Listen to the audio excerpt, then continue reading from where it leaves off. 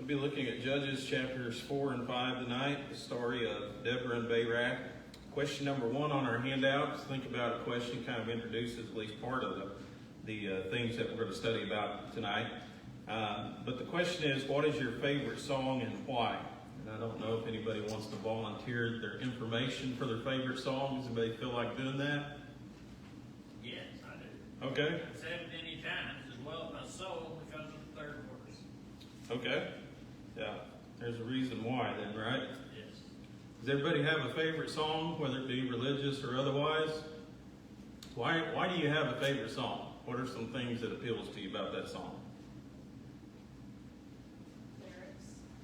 Okay, usually the words are going to be, probably the most important part of a song that appeals to us or becomes our favorite. And why is that? Why are the words so important?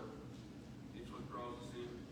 Yeah, it's what teaches the lesson or, what provides the information. And probably the tune is going to be a catchy tune also. Usually if it's not a good tune, you're probably not going to be your favorite song. But usually something becomes our favorite because there's some kind of message in it that appeals to us.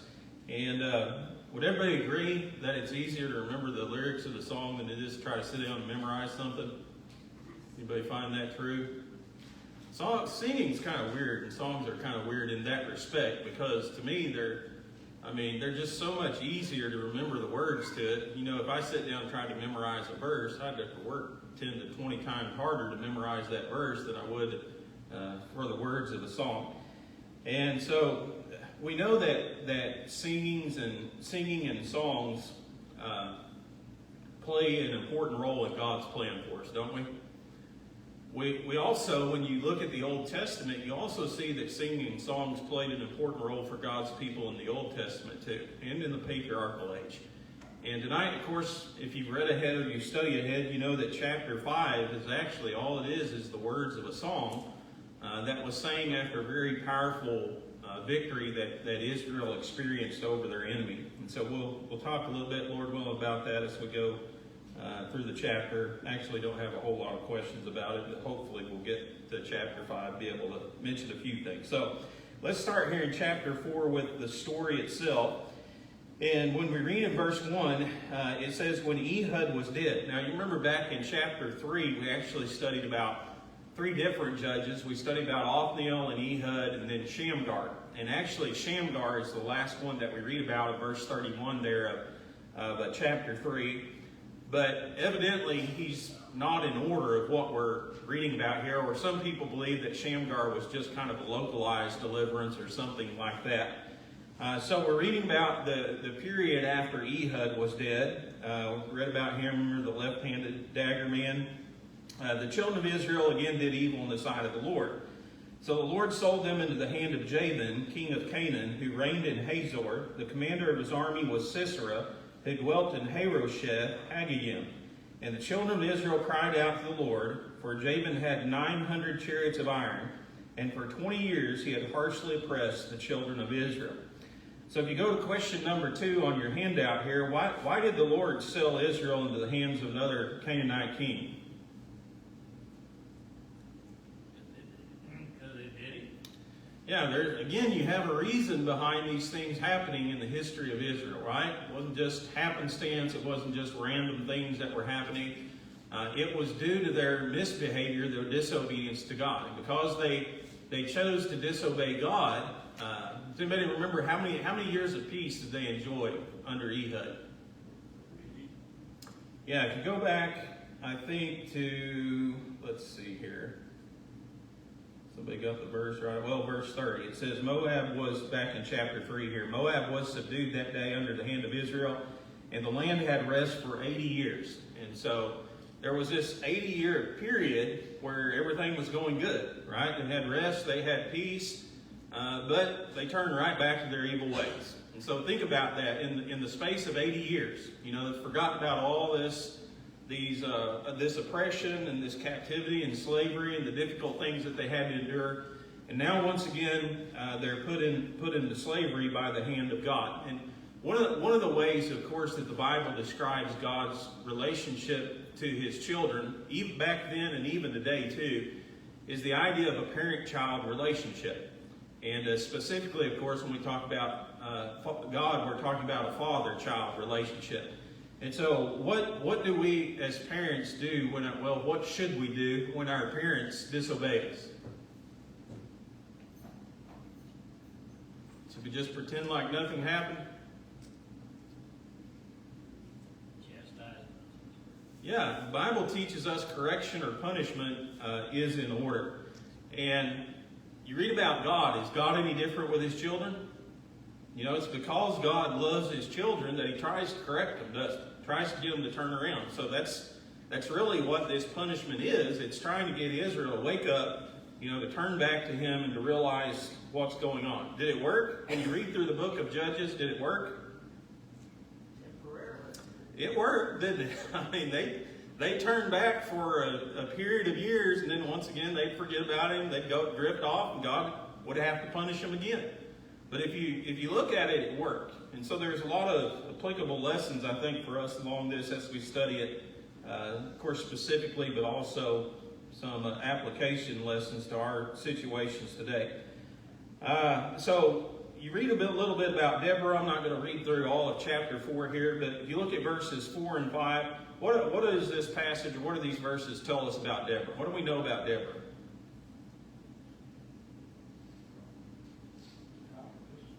Yeah, she was a prophetess. What does that mean? It can't mean that she was a...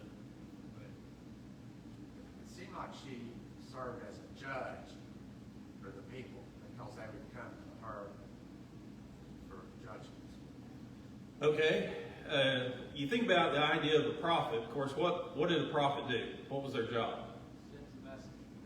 Yeah, their job was they were kind of a spokesman for God, weren't they? Were there any female prophetesses in the Bible besides Deborah? Can you think of any others? Well, in the New Testament, we have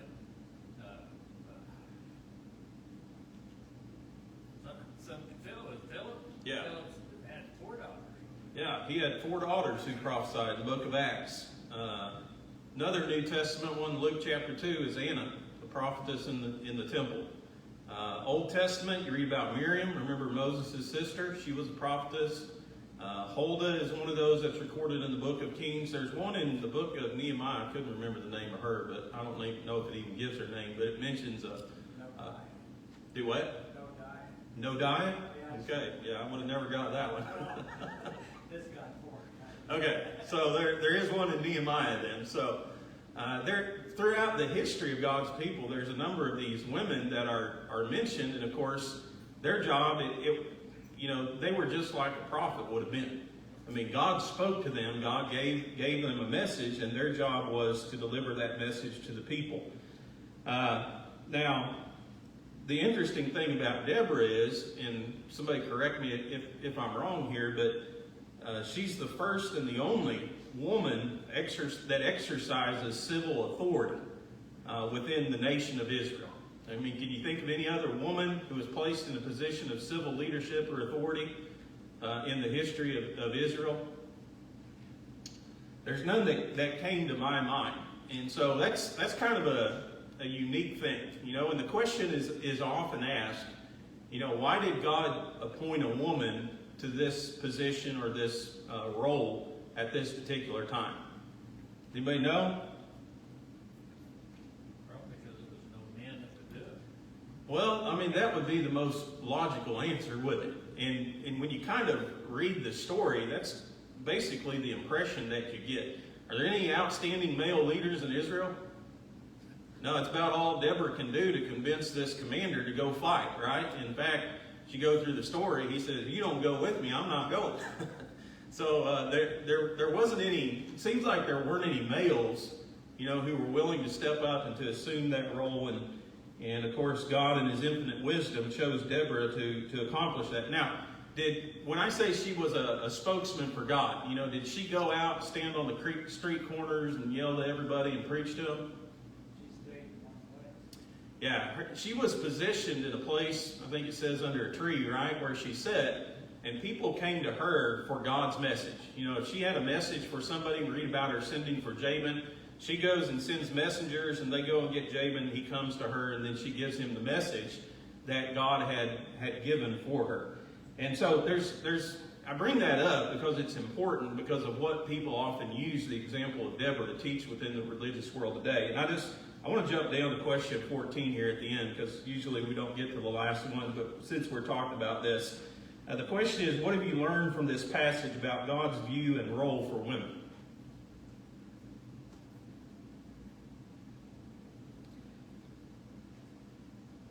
Does it change anything about what we read about for God's role? Does it change the creation? Does it change the purpose of woman? God uses who he needs. He raises up who he needs. Yeah. Yeah, he does what he sees fit. He does what is best. And at this particular time, Deborah was God's choice to be judge over Israel. Now, you know, the idea of, and I've talked about it before, I don't want to get too far into this tonight or we won't get anything covered, but the idea of males and females having different roles has nothing to do with equality. Does everybody agree with that statement? You know, does God value men or women more? Where they're equal on God's plane, right? He doesn't love man more than he loves woman. He doesn't love woman more than he loves man.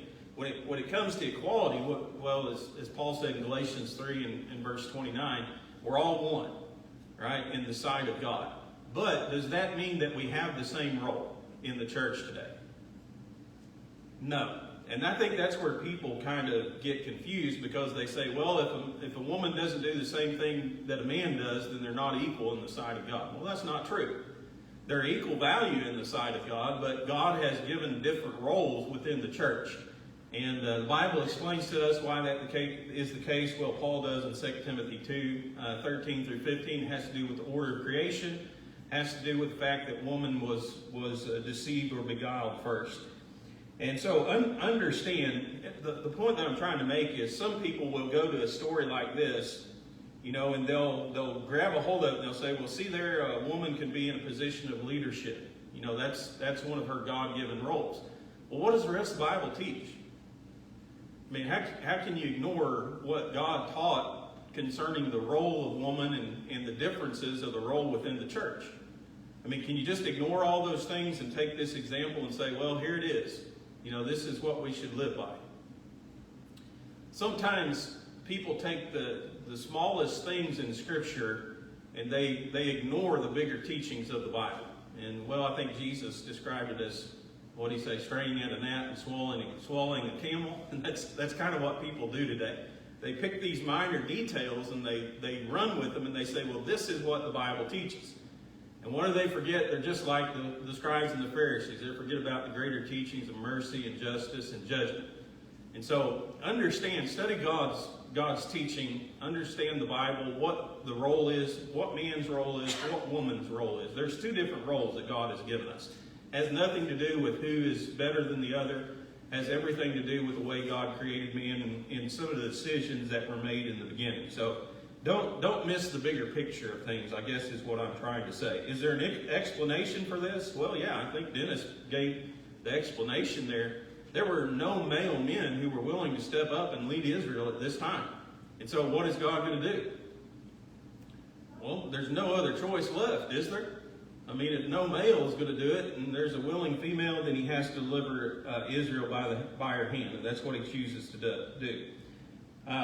So it's interesting from that respect. We learn a little bit about Deborah and, of course, some of the things that she did. And this is an important story. God saw fit to record it, of course, in the history of Israel for us to study today. So we read about Deborah ascending for Bayrack. I mentioned that a little bit earlier. Somebody read verses 6 through 9 for us here. Judges 4, 6 through 9.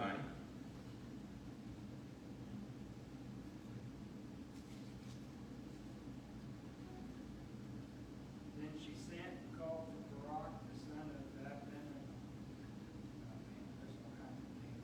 Abinoam from Kadesh and Naphtali, and said to him, has not the Lord God of Israel commanded, go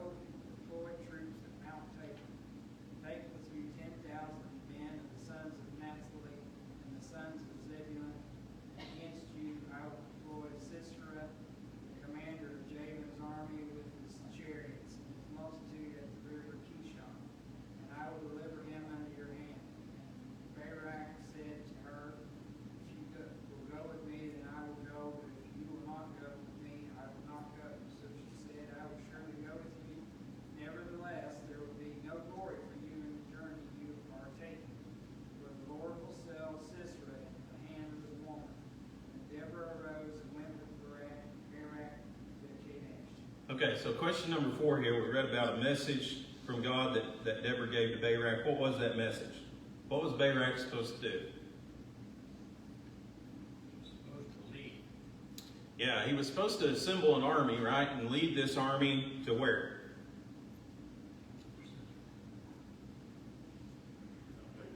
Yeah, Mount Tabor, right? Once again, you go back to this idea. This is God's plan. We talked about it through the book of Judges. These men aren't coming up with these things off the top of their heads, but it's something that God plans. And so He chooses the leader, He chooses the place, He chooses the plan, and He guarantees the victory, doesn't He? That's what Deborah basically tells Bayrack. The Lord has delivered the enemy into your hand. Here's what you got to do in order to achieve that victory. How does Bayrack reply? He says, okay, I'll go, right? Yeah, so what does that tell you? Question number 5 here. The fact that he requested Deborah to come with him or else he wasn't going. What does that tell you about his faith or his trust in God? He had none, or very little.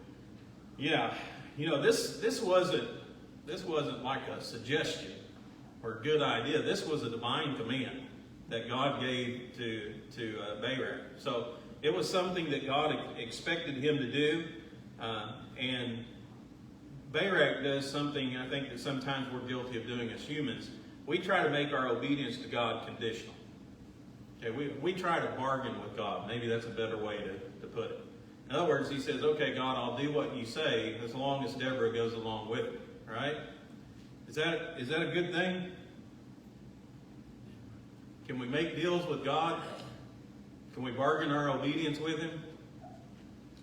No, anytime God gives us a divine command, it's something that should be obeyed regardless of our circumstances, regardless of our feelings, regardless of the consequences. Do we always do that, though? Sometimes, I think we're sometimes like Bayrack, we say, God, I'll do this if you'll do this for me. Or if this happens in my life, then I'll do what you commanded me to do. And you can't do that. You can't bargain with God. A command is a command. Yes, sir. You think maybe we're being a little harsh on it though? Because didn't some of these other judges do the same thing in a different way? Didn't Gideon? He said to the fleece, just want to make sure this is real and I'm not, this is really what you want me to do. And I think that's sort of what he's doing here. I want to know this message from God, so if you believe me, you'll come with me. Kind of deal. I'm not saying it's okay, you should have done what God told him to do, but some of these other guys did the similar thing. I want to make sure. Yeah, and the difference that I really see in this story and that one is, we'll study, Lord willing, next week about Gideon a little bit. But God and the angel never reprimand Gideon for what he requested. Now, we have a direct comment right here where Deborah tells him, revelation from God, okay, I'm going to go with you, but because you're too chicken to go by yourself, you're not going to get any credit for this victory. God's going to give all the credit into the hands of a woman. So, to me, that's a little bit, maybe I'm reading more into it than what it is, but maybe there's a little bit more of a disbelief or a trust or a lack of trust that we see in the life of Bayrack. But like you said, it wouldn't have been an easy thing to do for sure. I think it shows some lack of trust, some lack of faith on his part. Certainly God wasn't proud of what he did or his reaction to it. And question number 6, of course, we just commented on, but what reason did Bayrack not receive the glory for Israel's victory? Lack of faith. It was a lack of faith. He had more confidence in Deborah's presence than in the word of the Lord. And so, to me, it kind of indicates, again, maybe too much faith in man and not enough faith in God. God gave him the message. It was a divine revelation, a command. And one of the things, and that's to Deborah's credit and Bayrack's shame. That's not to shame Deborah in any way. I'm sure you read about it here. She was a godly woman and a very, very important part of Israel's history here. But Bayrack he wasn't the guy that he should have been. He wasn't the man of faith that he should have been, or the leader of Israel that he should have been. And you got this principle, we've talked about it before, God's going to accomplish his purpose with or without us. The choice is up to us. We can be part of God's plan, or we can choose to go against it. Is God still going to accomplish his plan? Yeah, it's still going to work regardless. And the only thing, if we choose not to be part of God's plan, the only thing we're doing is disqualifying ourselves from God's blessing, like Bayrack here that we read about. So you read a little bit of the story again. Hopefully you got to do some of that before we got here tonight. But read about Bayrack assembling the army, go to Mount Tabor. Question number 7, what does Sisera do when he discovers that Bayrack has gone with this army to Mount Tabor?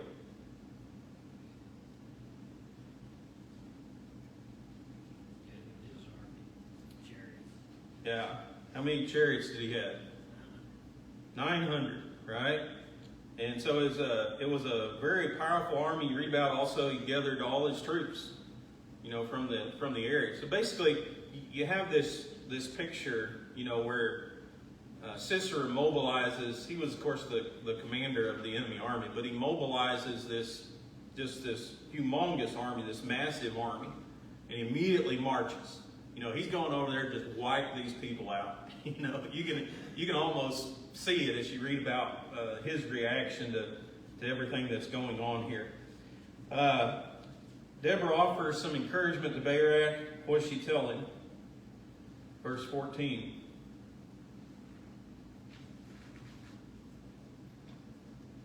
Basically, yells, "Up! This is the day in which the Lord has delivered him into your hand." Yeah, I don't know if because of what I've read about Bayrack before, I'm reading too much in there, but it's basically like, get up and get going, right? And almost like she had to put a crowbar under him, pry him up, and get him to do what he's supposed to do here. But she did offer him encouragement. She told him, of course, God is marching ahead of you. He's going to fight. He's going to win this battle for you. So Bayrack leads this army against Israel. And what happens to him? Yeah, they're completely annihilated. And how did that happen?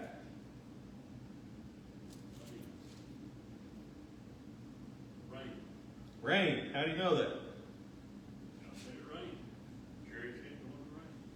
Okay, you know that if you read the Psalm, right? You go over into chapter 5, and you look down verses 20 through about 22. It says, they fought from the heavens, the stars from their courses fought against Sisera. The torrent of Keyshawn swept them away. That ancient torrent, the torrent of Keyshawn, O my soul, march on in strength. Then the horses' hoofs pounded, the galloping of the steed. So the river was their demise. You can imagine this massive army he came with. He had 900 chariots, and Israel goes down to fight him, and all of a sudden it's a soggy mess. Well, what's going to happen to all those chariots? Horses are going to struggle to pull them. They're not going to be effective. And so it was through the providence of God and the hand of God that Israel was able to defeat the enemy. And of course, you go back and you look at the story, that explains why when you read about Sisera in verse 15 there, the last part of the verse says, Sisera alighted from his chariot and fled away on foot. Some people say, well, why didn't he stay in his chariot? Well, because his chariot wasn't going anywhere. It was stuck in the mud. And so he took off running in order to try to get away from this massive slaughter. So what happens to Sisera? Right, he runs off. He comes to the tent of Jael. What do we know about Jael?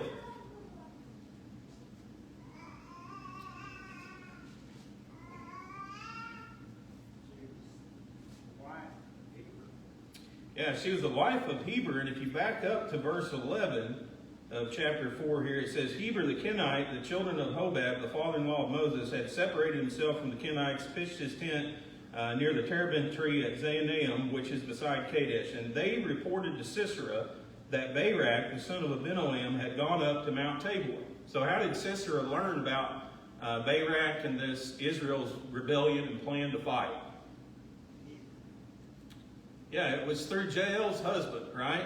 And I kind of read through this, and sometimes we take Jael and we lift her up and exalt her because she does kill Sisera, right? He goes and he falls asleep in her tent. She gets a tent stake and a hammer and drives it right through his temple and into the ground. So she did kill him, but what are your impressions about Jael? What do you think of her and her husband?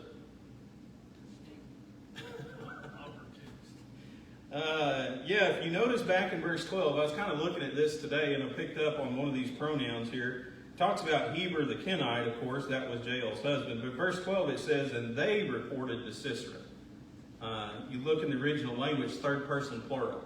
Who do you think the they would be? It'd have to be about him and his wife, wouldn't it? And so they were the ones initially who turned Bayrack in and reported him to Sisera. And so here's Sisera, and they start fighting, and then she learns that the enemy is going to get defeated, or been defeated. So it's almost like, opportunist. I would, like Dennis described there, I think that's probably a good way to describe them. They were on the winning side. That's which side they were on. So whoever was winning was who they were for. But God did use her to accomplish his will and deliver Israel out of the hand of that tyrant. So when you get to chapter 5, you read about this song. There's kind of a main theme of that song. Anybody have any idea what that theme would be? What's the purpose of the song? Let's do that. Question 12.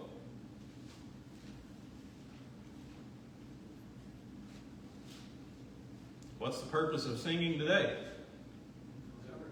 Praise the Lord. Praise the Lord. You read that throughout the song. There are names of people and names of tribes that are recorded, but the focus is upon God. The praise goes to God. The song acknowledges this was God's plan. This was God's battle. He won all these victories through these people and nations. So first and foremost, to praise God. What's the second thing? What's another purpose of song? Teaching, right? Teaching and admonishing one another. Why did Moses write the song after the Egyptians perished in the Red Sea? Exodus chapter 15. Preserve the teaching, right? Pass it down from generation to generation. And I've often said, and I think it's the case, you may disagree with me, but I think we remember more lessons from songs than we probably ever remember any preached from the pulpit. There's something powerful about singing and the words of a song and being able to put those things into our memory. So Deborah concludes her song, question 13, with a desire for all the enemies of God to perish, all who love God to shine. So I know we didn't get through chapter 5 very much, but hopefully it's words of a song. Read it. It's powerful. But it was a song probably that Israel sang for a long, long time, commemorating, memorializing this event in their minds, passing it down from generation to generation. So anybody got any thoughts or comments or questions on Deborah and Bayrack? Got a question. I can't get this straight. In chapter 5, verse 8, where it says, a shield or spear will seem like point out Israel. Now this is afterwards, I understand.